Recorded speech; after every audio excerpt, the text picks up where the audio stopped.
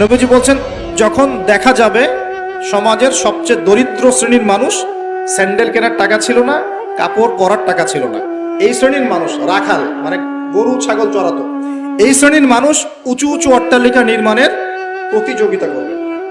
ভালো করে বোঝেন, নবীজি বলছেন না ধনীরা, সমাজের ধনীরা অট্টালিকা নির্মাণের প্রতিযোগিতা করবে, নবীজি এই কথা বলছেন না হাদিসে।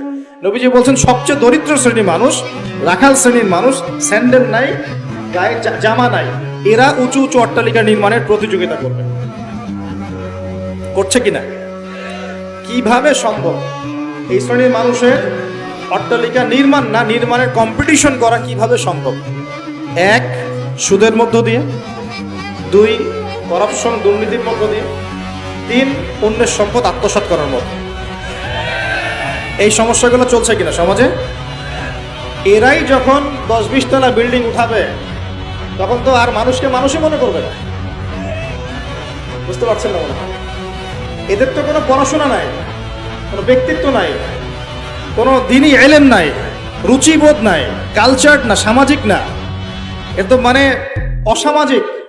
এরা যখন, এদের হাতে যখন আপনি সম্পদ চলে যাবে, এরা তো সাধারণ মানুষকে মানুষই মনে করবে না।